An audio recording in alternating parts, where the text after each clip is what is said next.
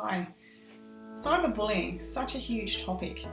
Could your child, or are you concerned that maybe your child could be involved in cyberbullying some way? Could they be being bullied by someone? Could they possibly be perpetrating that behaviour and be the cyberbully? None of us, of course, wants to believe our children would be in that position, but clearly some are.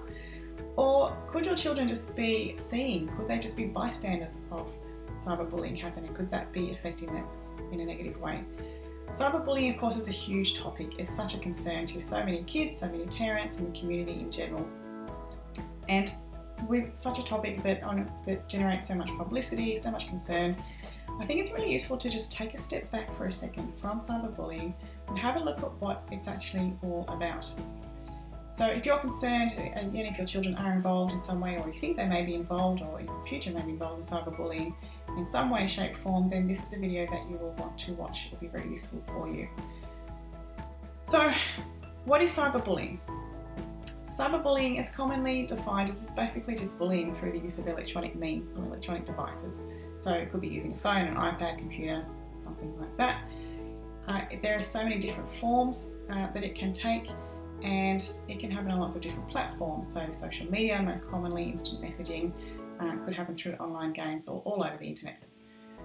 It's very common, of course, with tweens, teens, all over the world. But by definition, it's really important to note that cyberbullying, as with physical bullying, is not just one incident. So if someone says something nasty to your child once, then that doesn't make them a bully. That just means they said something nasty on one occasion. A bullying behaviour has to be something that is ongoing, that's incessant in nature. So how is cyberbullying different to physical bullying? In many ways, it's a lot worse. Okay, old-fashioned bullying, like schoolyard kind of physical bullying, is horrible, of course, but it's something that at least kids can get away from. So at the end of the day, they go home, and the home should be a safe haven, and they don't have to think about it or deal with it, at least until the next day when they go to school. And I guess hopefully they can move schools and get away from it completely. Cyberbullying, of course, is different. It's happening on devices that your kids have, and it is much harder to escape from. It seems to follow them 24/7. Hopefully not during the night. The devices shouldn't be in their rooms, but it is much harder to get away from, to escape from. Often too, because cyberbullying happens behind a screen, kids will engage in far worse behaviour. They're much nastier than they would ever be to someone's face. So kids always have had the ability to be not particularly nice to other kids. Nothing new about that. But behind a screen, they have the courage and they say things that are, like I say, much worse than they might otherwise say, and they just wouldn't say to someone's face.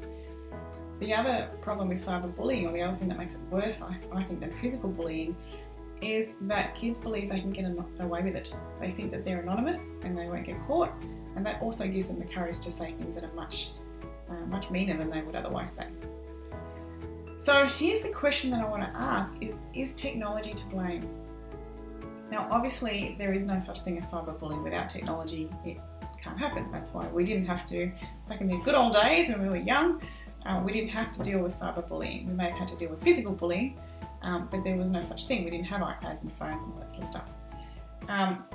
So in a way, technology kind of is to blame. However, I want to look at a really good analogy to understand this is if you have a look at guns. Okay, so a gun is a device that allows a person to hurt and possibly even kill another person, right?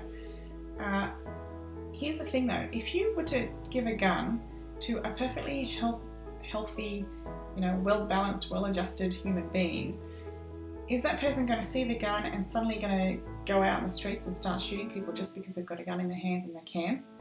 Right? Clearly that's just not normal behaviour and it's not going to happen. Conversely though, if you were to take a person who is more so is mentally unstable, who is emotionally unstable, who is not happy, who is really keen to get back at the world and really wants to hurt someone else, and they don't have a gun, could they hurt another person anyway? Of course they could. You don't need a gun. A gun might be kind of helpful, kind of useful, but it's not necessary. So that example, it's the same with being online. It's not about, shooting someone. It's not about whether you have a gun or not. It's about the behaviour. It's about what's going on mentally and emotionally inside a person to make them engage in that behaviour. And it's the same thing with cyberbullying. Cyberbullying, the fault is not with the technology.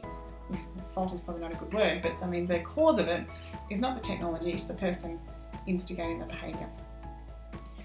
So who engages? What sort of person engages in cyberbullying then?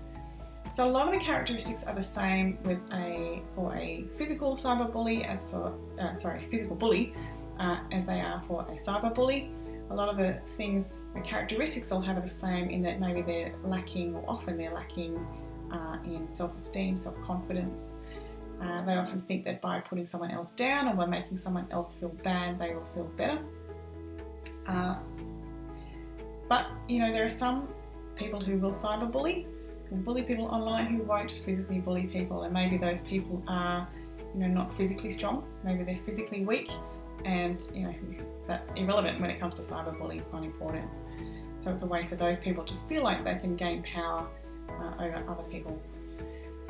So rather than looking to punish a cyberbully, cyberbullies are engaging in what is clearly unacceptable behaviour, what needs to stop.